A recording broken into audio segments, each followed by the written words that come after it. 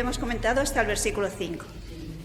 Es decir, vimos cómo el Sanedrín ya había declarado culpable de muerte, ¿no?, a Jesús, según la legislación judía, porque según ellos Jesús era un blasfemo al declararse hijo de Dios, y por lo tanto la ley de Moisés pues condenaba con pena de muerte a los blasfemos.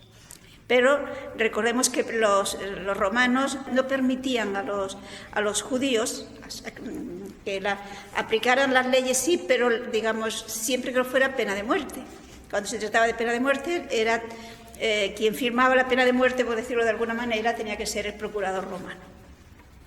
Por esto vimos que lo llevaron a Pilato, después de que el Sanedrín le condena a muerte.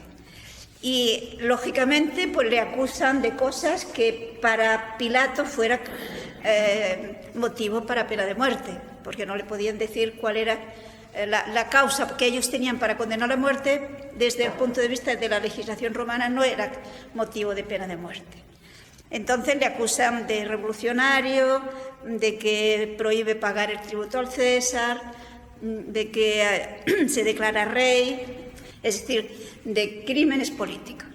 Pero Pilato hemos visto que ha visto que es envidia lo que tienen ellos, que realmente no tiene causa para ser condenado, y manifiesta de que es inocente Jesús, ¿no? Leamos los versículos 6 al 7. Entonces Pilato, oyendo decir Galilea, preguntó si el hombre era Galileo, y al saber que era de la jurisdicción de Herodes, le remitió a Herodes, que en aquellos días también estaba en Jerusalén. Le dijeron, cuando le acusan, de que desde Galilea viene alborotando, digámoslo así. Por lo tanto, Pilato encuentra una manera de librarse de esta situación embarazosa para él, pues remitiéndosele a Herodes. ¿Por qué? Pues porque Pilato no tenía jurisdicción en Galilea, él era en Judea. Si él era de Galilea, luego le corresponde a Herodes.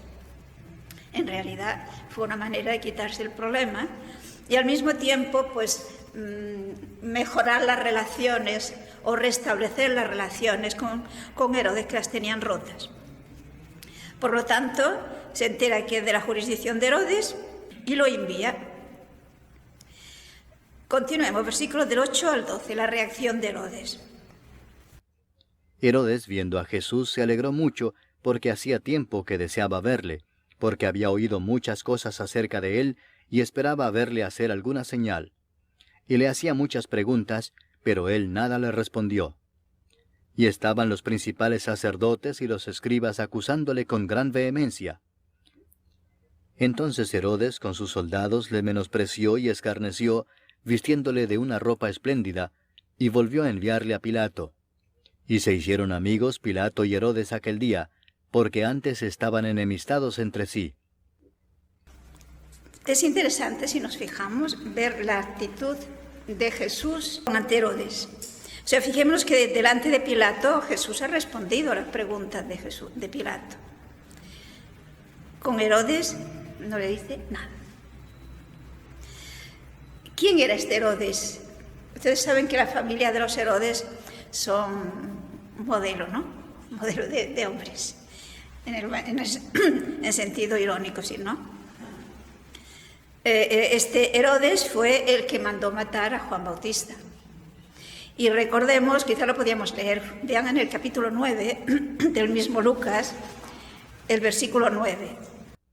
Y dijo Herodes, a Juan yo le hice decapitar. ¿Quién pues es este de quien oigo tales cosas? Y procuraba verle. Tenemos que Herodes hacía tiempo que deseaba ver a Jesús.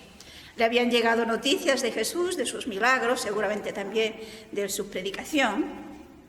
Recordemos que en realidad Herodes de alguna manera simpatizaba con Juan Bautista, que si lo mandó matar fue por la intervención de su mujer y de la hija de su mujer, ¿no? De Herodías. Pero podíamos pensar que Herodes no tenía la conciencia tranquila, evidentemente. Entonces le parece una oportunidad única, ¿no? Intentemos colocarnos en la mentalidad de Herodes. ¿Qué tenía que pensar Herodes? Pues que Jesús estaría agradecido si él intervenía y lo salvaba, ¿no? Por lo tanto, Jesús haría pues, todo lo que él le pidiera para que lo salvara. Esto es lo que habría hecho cualquiera, ¿no? Pero la actitud de Jesús, fijémonos que es de una superioridad moral impresionante. No le dice nada. Herodes, con muchas palabras, con muchas palabrerías más bien, intenta que Jesús delante de él haga algún milagro, alguna señal, porque él, por pura curiosidad, y está convencido de que Jesús lo va a hacer. Pero Jesús mantiene ese silencio, que al mismo tiempo, si nos fijamos, es una actitud de severidad para con él. Es una manera de decirle que su actitud no es la correcta. Es decir, en realidad, moralmente, Jesús se presenta como superior a Herodes, siendo así que Herodes era el rey, digámoslo así. Entonces, ¿qué salida se le ocurre a Herodes? Si hubiera sido una persona sensata, una persona, pues yo diría, no tan soberbia y no tan corrompida, pues lo normal es que hubiera reflexionado, ¿no? Pero, como no encuentra salida, porque Jesús mantiene ese silencio, pues sale por donde suelen salir cuando no se tienen argumentos, o por la burla o por el insulto. Y Herodes, pues, termina junto con su corte, que evidentemente tenían que sentirse muy molestos, muy incómodos ante esa actitud de Jesús, pues se burlan de Jesús y le ponen un vestido brillante. La traducción que ha dado es muy buena. Es decir, el texto original no indica color. Es una túnica brillante, en plan de burla, como nombrándole rey. Y lo despide y se lo devuelve de nuevo a Pilato. De esta manera vuelven a ser amigos Pilato y Herodes, que estaban enfadados. O sea, se valen de injusticias para arreglar problemas políticos comunes. No nos tiene que extrañar, por lo tanto, que esto se haga igualmente con los discípulos de Jesús, ¿no? Versículos ahora 13, seguimos en Lucas 23, versículos 13 al 16. Entonces Pilato, convocando a los principales sacerdotes, a los gobernantes y al pueblo, les dijo: «Me habéis presentado a éste como un hombre que perturba al pueblo, pero habiéndole interrogado yo delante de vosotros, no he hallado en este hombre delito alguno de aquellos de que le acusáis. Y ni aun Herodes, porque os remití a él, y he aquí nada digno de muerte ha hecho este hombre. Le soltaré, pues, después de castigarle». Fijémonos que aquí tenemos en estos versículos la declaración de inocencia de Jesús por parte de una persona que, diríamos, no es que simpatice con Jesús. Es decir, es que es objetivo, es que es claro que es inocente. Pero al mismo tiempo vemos la injusticia tremenda. O sea, dice que es inocente, que tanto él como Herodes no ven ningún motivo para ni siquiera acusarle de ninguna cosa grave, menos pena de muerte, pero para contentarles a los fariseos, lo corregiré y lo soltaré. O sea, se corrige cuando alguien se ha portado mal. Luego, no es un castigo para corregir, en realidad es un castigo para contentar a los fariseos, pensando que de esta manera los va a contentar. Observen que hay tanta crueldad, hay tanta irracionalidad, que aquí se ve otro pensamiento distinto. Es decir, hay alguien que es quien mueve a estas personas, que esa actitud de debilidad de Pilato le pone en un resbaladero, porque los otros tienen más fuerza, porque él va cediendo en cosas que él mismo reconoce que son injustas. San Lucas no nos relata los azotes, ¿no? Los relata más bien San Juan. Pero vamos a seguir leyendo los versículos 17, ya veremos luego los dos azotes, hasta el 23. Y tenía necesidad de soltarles uno en cada fiesta. Mas toda la multitud dio voces a una, diciendo, fuera con éste, y suéltanos a Barrabás. Este había sido echado en la cárcel por sedición en la ciudad y por un homicidio.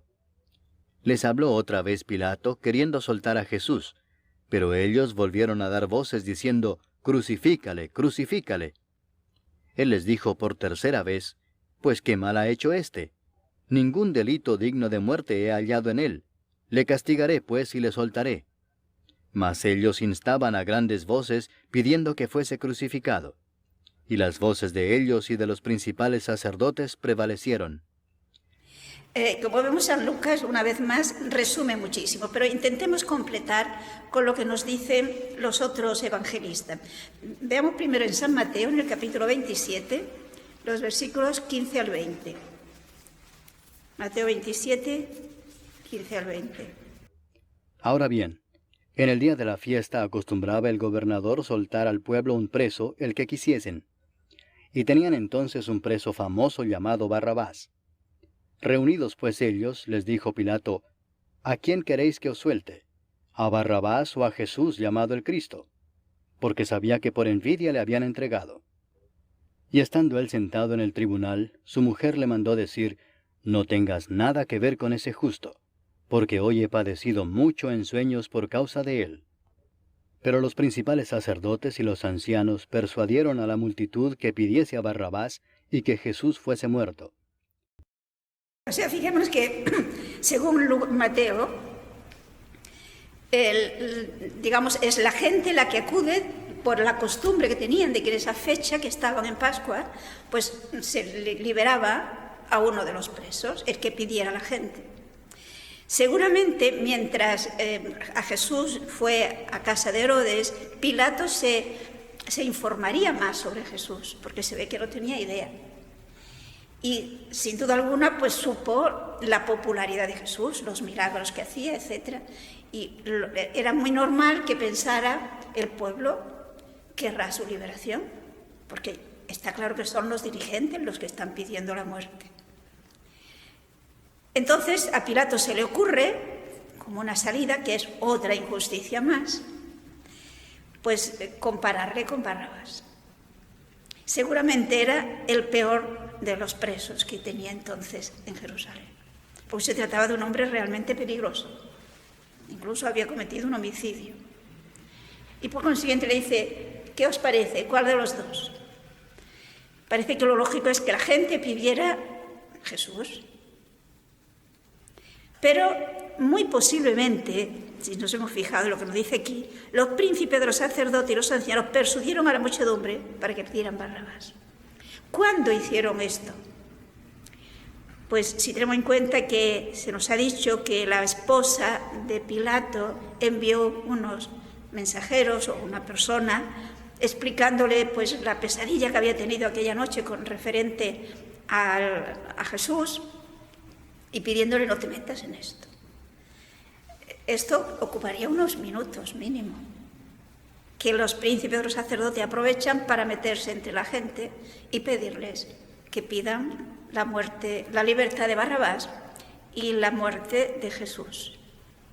Y para gran desconcierto de Pilato se encuentra con que la gente que han aclamado a Jesús el Domingo de Ramos, o sea, 3 días antes, pues ahora pidan la muerte de Jesús.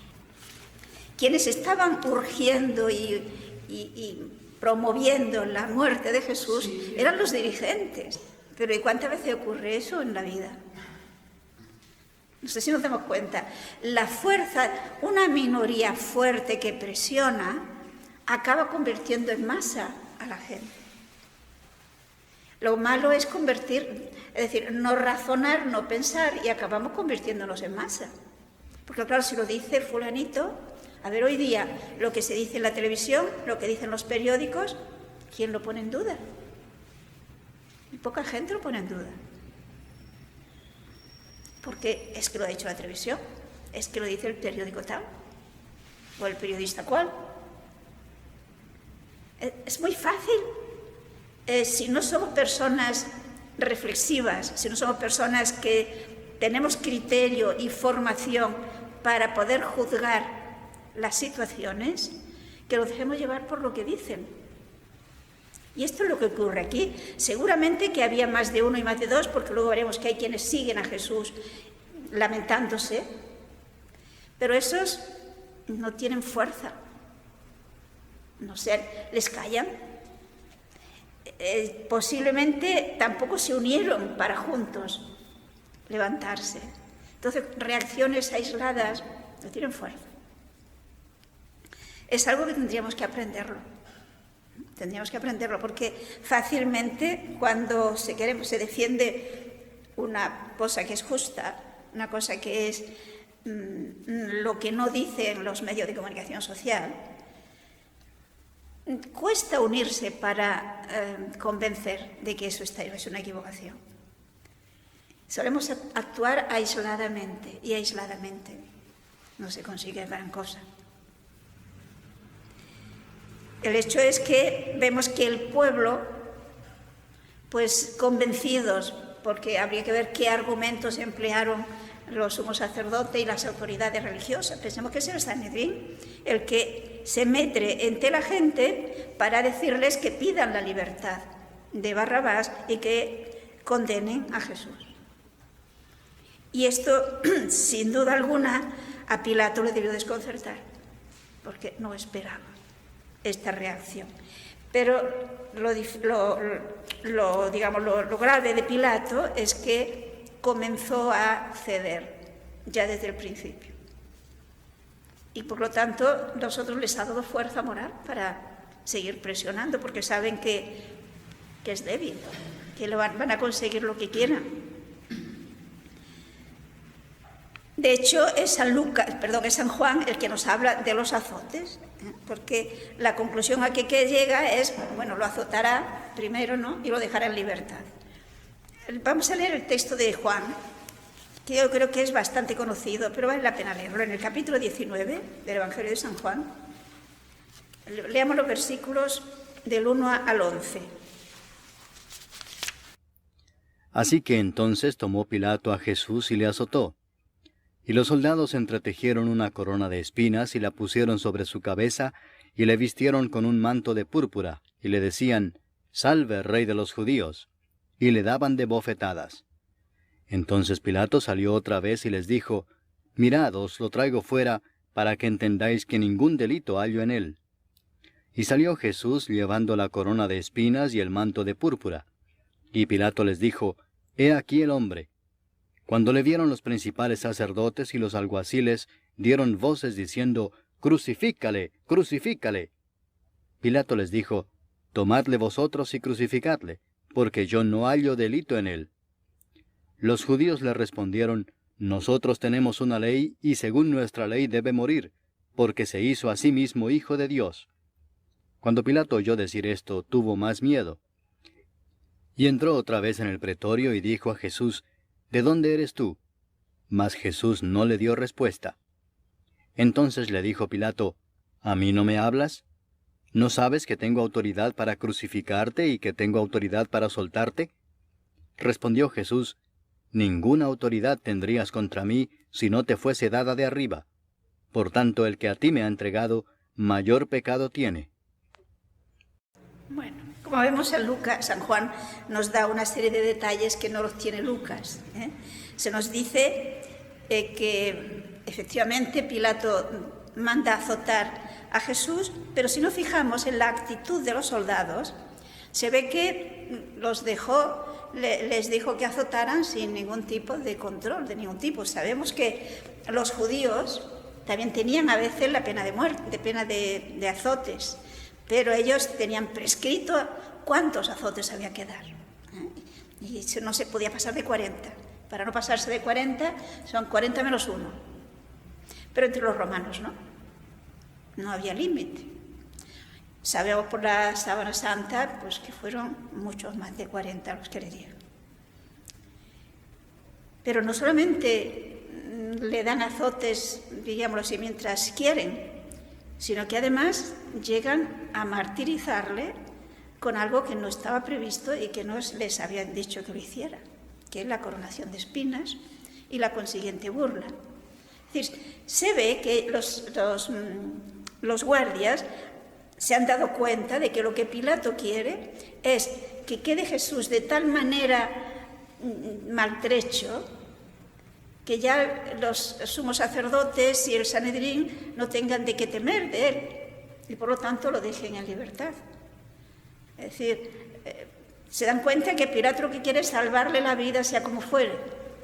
Y de hecho vemos que Pilato no solamente no se enfada con los guardias que han hecho todo esto, sino que los saca fuera ante todos, así como lo han dejado, con el manto de púrpura de la burla que le han sacado, que han hecho con él, la coronación de espinas, es decir, se han burlado de su título de rey, porque le han dicho se declara rey. ¿Y qué quiere decir Pilato cuando dice aquí tenéis al hombre? Solo me quiere decirle, aquí lo tenéis, ya veis, ya no tenéis nada que temer. Y los sumos sacerdotes se dan cuenta de esa intención. Y por eso insisten en que debe crucificarle. Y entonces acuden al auténtico argumento por lo cual quieren matarle. Se ha declarado hijo de Dios y según nuestra ley debe morir. Es decir, es el momento cuando ven que Pilato tiene esa intención de dejarlo en libertad, cuando los judíos sacan el auténtico argumento, que es un argumento también que se lo han sacado, podríamos decir, de la manga, ¿no? Porque Jesús ciertamente se ha declarado hijo de Dios, pero ellos saben que ha hecho pruebas de que eso es cierto. Y es curioso que Pilato teme más, lo cual quiere decir que antes ya temía. ¿Y eso qué demuestra? Pues que Pilato era idólatra, sí, pero no era ateo. No sé si se fijan. Pilato, dentro de su mentalidad pagana, cree en la existencia de Dios. Y por lo tanto teme ante... se trata de uno que se ha dicho hijo de Dios. Y él está viendo la superioridad moral de Jesús. Y por consiguiente, le hace esta pregunta, ¿tú de dónde eres? Y es muy, muy bonito, muy interesante ver la actitud de Jesús. Pensemos que es una actitud que a nosotros tiene que servirnos también de pauta para nuestra vida, ¿no? Jesús calla. ¿Por qué? Pues porque la respuesta Pilato no la va a entender. Pero cuando Pilato dice esa barbaridad, ¿no sabes que tengo poder para crucificarte y para dejarte en libertad? Que es verdad. Pero esa autoridad, como le dice Jesús, te viene de arriba. Y por lo tanto, eres responsable de responder, de cómo la usas, ¿no? Por esto le dice Jesús que no tendría ningún poder sobre Jesús si no te hubiera sido dado de lo alto. Es decir, pensemos que Pilato es creyente, cree en muchos dioses, no cree en el único Dios, pero es creyente, cree en Dios. Y eso le hace tener esa actitud de temor. Y claro, ante estas palabras de Jesús, de que en realidad son mucho más culpables los que le han entregado a él, porque son los que están presionando, son los que realmente quieren condenarle. Pero eso no quiere decir que él no tenga culpa. Porque ese poder que tiene no es suyo, se lo han dado, y se lo han dado para que lo administre bien. Y por esto nos dice San Juan que tenía más interés Pilato por salvar a Jesús. Pero ese interés de Pilato era un interés que podríamos decir condicionado. Es decir, por encima de todo estaba su interés personal. Y por eso fijémonos en el versículo 12. Seguimos en Juan. Desde entonces procuraba Pilato soltarle, pero los judíos daban voces diciendo, si a éste sueltas, no eres amigo de César. Todo el que se hace rey, a César se opone. Entonces cede y finalmente condena a Jesús. Es decir, ¿qué es lo que hacen los fariseos para conseguir finalmente el que firme la pena de muerte, por decirlo de alguna forma. Pues que de alguna forma le están amenazando con acusarle al César. Y Pilato sabía perfectamente que lo harían. Y por lo tanto, ante el peligro de perder su puesto, ante el peligro de perder sus bienes humanos, es decir, de sus intereses personales, no le importa cometer la tremenda injusticia que sabe que ha cometido. O sea, no es ignorante, sabe que es una injusticia el firmar esta pena de muerte. Pero claro, tiene que decidir entre dejar en libertad a Jesús y por lo tanto jugarse su puesto, o condenar a Jesús y mantener su puesto. De hecho, unos años más tarde, los judíos acusaron a Pilato de no ser fiel, digámoslo así. No recuerdo exactamente en qué consistía, pero en fin, fue una acusación más o menos la que ahora le amenazan, y fue desterrado Pilato. Es decir, no le sirvió de nada. Porque humanamente hablando es razonable. Esta actitud de Pilato le ha puesto en una situación de debilidad frente a la autoridad judía, que estos van a conseguir lo que quieran si no quiere perder el puesto. Y en algún momento, pues, si le molestaron, pues, si ellos se sintieron incómodos con Pilato, pues sabían la manera de quitárselo de encima. O sea que es toda una lección de cómo hay momentos en los que hay que jugárselo el todo, y que quien va contra la ley, incluso en el orden natural, ir contra la ley no es un buen medio para prosperar, y mucho menos si se trata de la ley divina. Tenemos entonces el último versículo que hemos leído de Lucas, capítulo 25, que efectivamente suelta a Barrabás y nos dice que tal como se lo pedían, entregó a Jesús a voluntad de ellos. Es decir, a que lo condenen, por lo tanto. Él acepta que se ha declarado reo de muerte. Versículo 26. Y llevándole, tomaron a cierto Simón de Cirene que venía del campo, y le pusieron encima la cruz para que la llevase tras Jesús. Vale, San Marcos nos da más detalle. Busquemos en el capítulo 15, el versículo 21. Y obligaron a uno que pasaba, Simón de Cirene, padre de Alejandro y de Rufo, que venía del campo, a que le llevase la cruz. O sea, fijémonos que según Marcos, obligan a este Simón de Cirene a llevar la cruz. Era un hombre que venía del campo, de hacer sus trabajos, y como quienes conducen a Jesús a la muerte son los soldados romanos, los soldados de Pilato, pues estos tenían la potestad de poder obligar en un caso de necesidad a alguien para hacer este trabajo. Y por consiguiente obligan a Simón de Cirene a llevar la cruz de Jesús. En realidad, fijemos que lo dice que lo llevaba en pos de Jesús. Es decir, no es que ayudaba a llevar juntos la cruz, sino que la cruz, que entonces no se trataba de los dos palos de la cruz, sino solamente del palo transversal, porque el palo vertical debía estar clavado en el lugar donde se iba a crucificar. Luego lleva ese palo, pero de todas maneras era muy pesado. ¿Y por qué se lo hacen llevar a Simón de Cirene? Pues porque ven a Jesús tan agotado que temen que no pueda llegar. Por consiguiente, para facilitar el que pueda llegar, se lo obligan a este hombre a que lo lleve.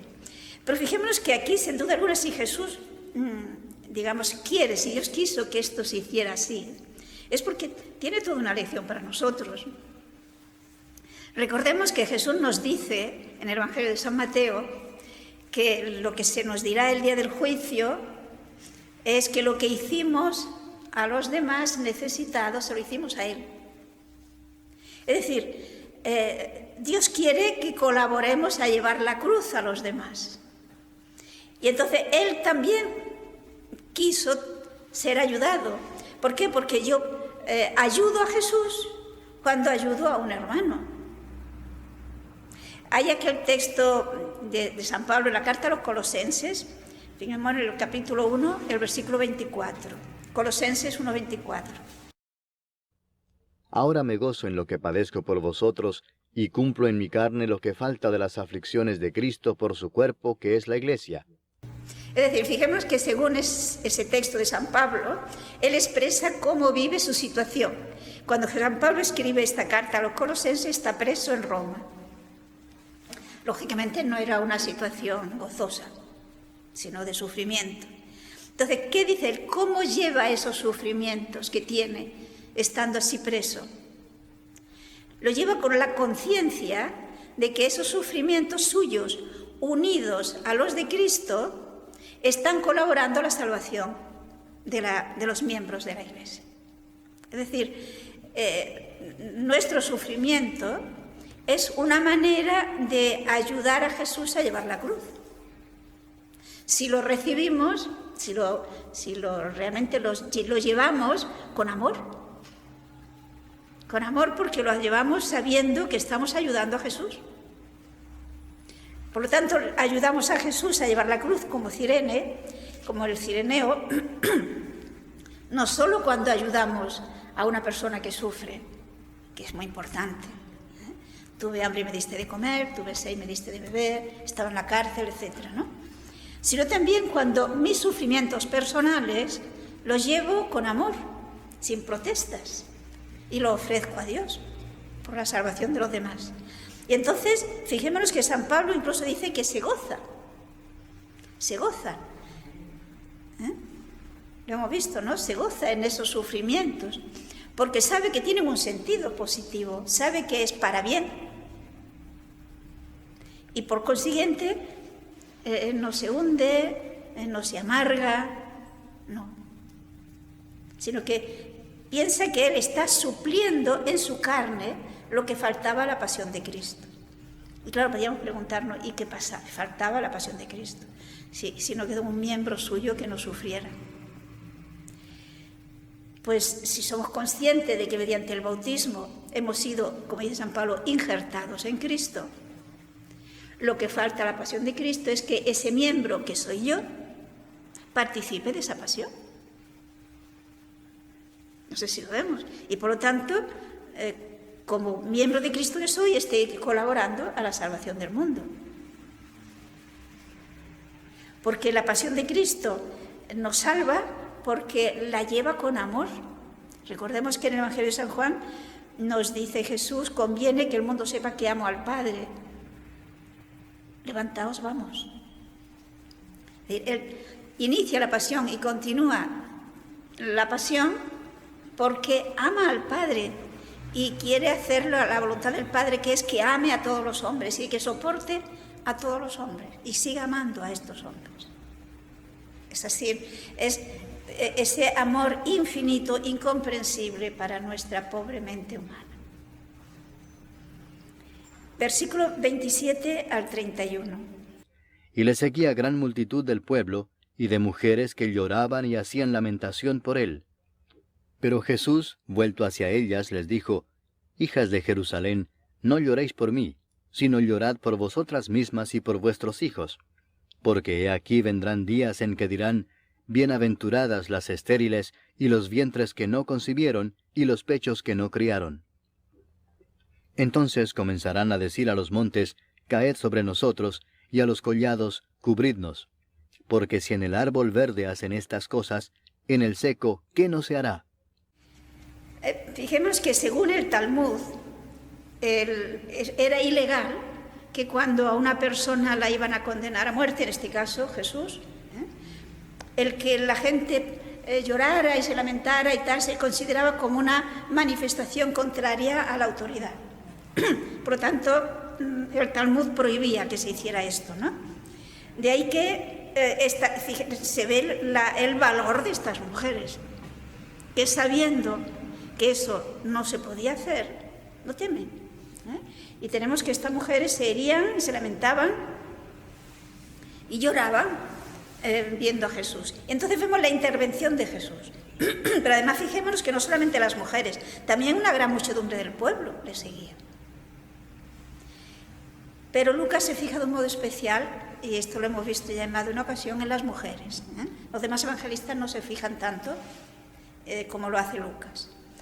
Se piensa que seguramente Lucas, como él mismo dice al comienzo del Evangelio, que intentó localizar a las personas que conocieron a Jesús para informarse, pues seguramente se encontraría también con este grupo de mujeres, si no con todas, con algunas.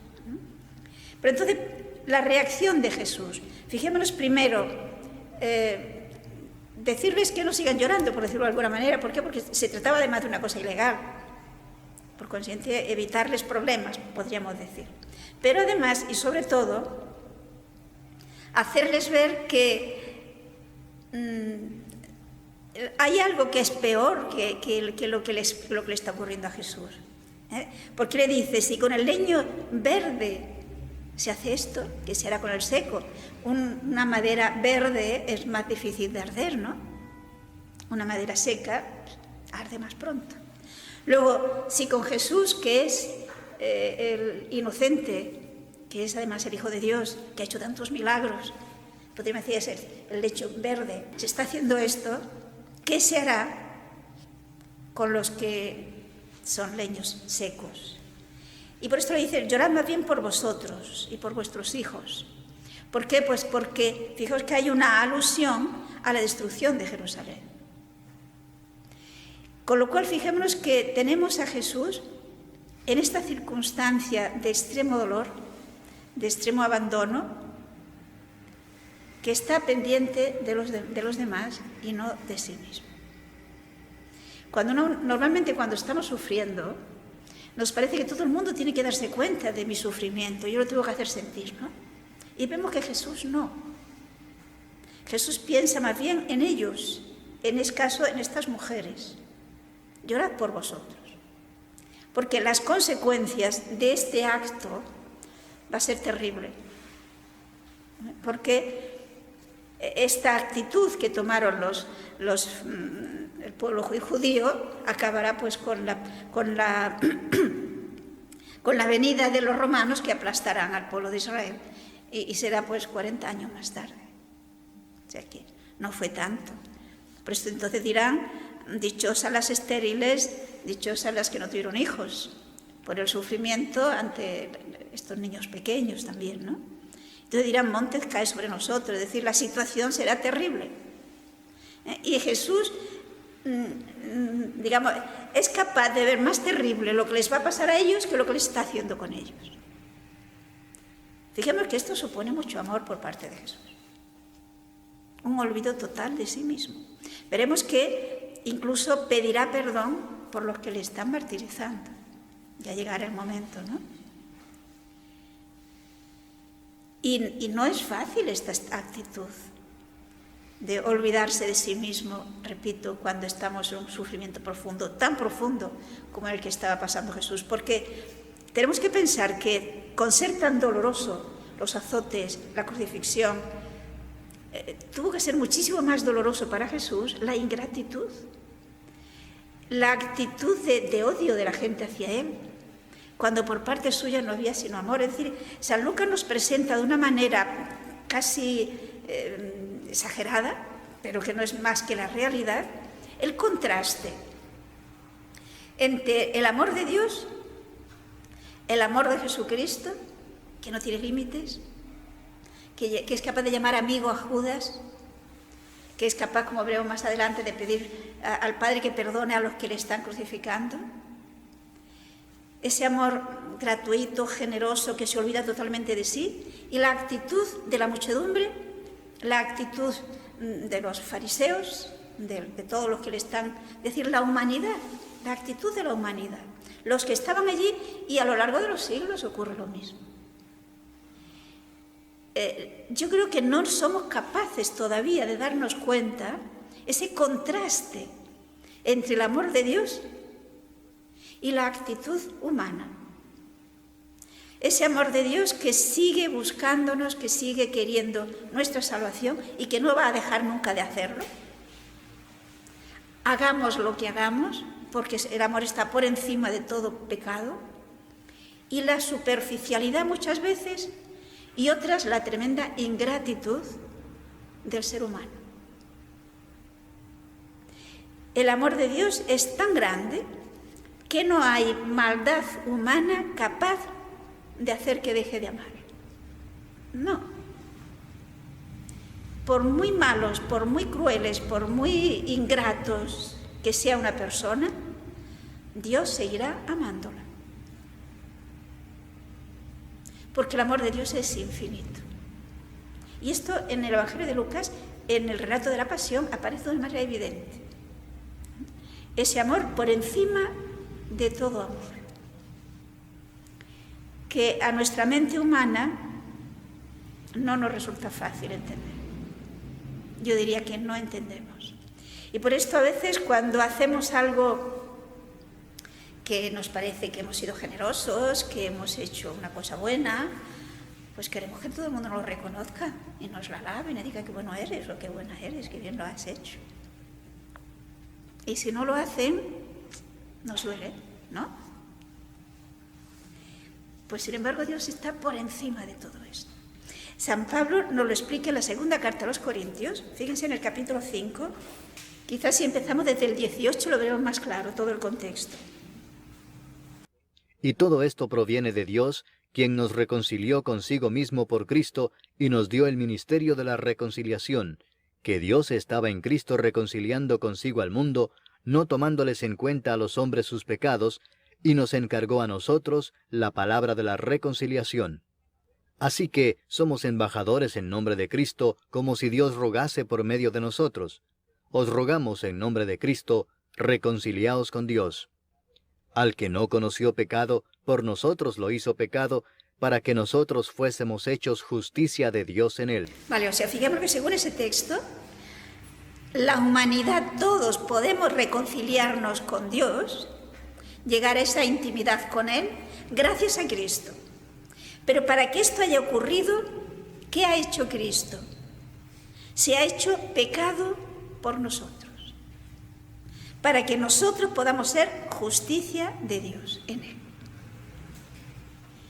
Y esto es lo que vemos aquí. Ha asumido, ha tomado sobre sí el pecado de la humanidad. Por lo tanto, ama a toda la humanidad pecadora. Porque ha asumido, hasta tal punto nos ama que ha asumido nuestra maldad, ha asumido nuestro pecado. Pero lo ha hecho para darnos la posibilidad a nosotros de que podamos ser justos ante Dios, es decir, de que podamos amar, de que podamos participar de la naturaleza divina, que podamos ser santos. Esto es lo que Cristo quiere, por eso ha dado su vida por nosotros, por eso soporta todo esto. Por esto fijémonos que un cristiano que conoce a Cristo y que se queda en la mediocridad es un ingrato. No le ha tomado el peso, lo que significa que Cristo ha dado su vida por nosotros. ¿Y cómo la ha dado? Y que, repito, la ha dado para que yo sea santa. Recordad en la carta a los Efesios, Cristo amó a la Iglesia y se entregó por ella para santificarla y presentársela ante sí, santa, inocente, inmaculada. Y la Iglesia somos nosotros. La Iglesia no es solo el Papa, los obispos y los sacerdotes, ¿no? Somos todos los bautizados, constituimos la Iglesia. Por lo tanto, fijémonos que no tomarnos en serio nuestra vida cristiana, en el fondo es despreciar la pasión de Cristo. Sí, es así. Es decir, pensar, bueno, yo con tal de salvarme, yo no robo ni mato, ya está. No, Cristo no ha muerto para eso. El amor de Cristo hacia nosotros llega hasta el extremo de que nos perdona para que formemos parte de su cuerpo místico, vivamos su misma vida y por una eternidad gocemos de su misma felicidad en el cielo. No podemos quedarnos en la mediocridad. Repito, sería una ingratitud. Esto es así. Si meditamos despacio la pasión de Cristo y no la vemos como una simple anécdota, como un hecho que ocurrió, qué maravilloso, qué triste lo que se hizo, y nos quedamos en eso, no hemos entendido nada. Es tomarle el peso de que eso lo ha hecho por mí, y lo ha hecho por mí porque quiere que yo sea santo. Entonces hay que corresponder a amor con amor se paga, ¿no? ¿No les parece? Vale, pues nos quedamos aquí, así tenemos tiempo de pensarlo. Hasta la semana que viene.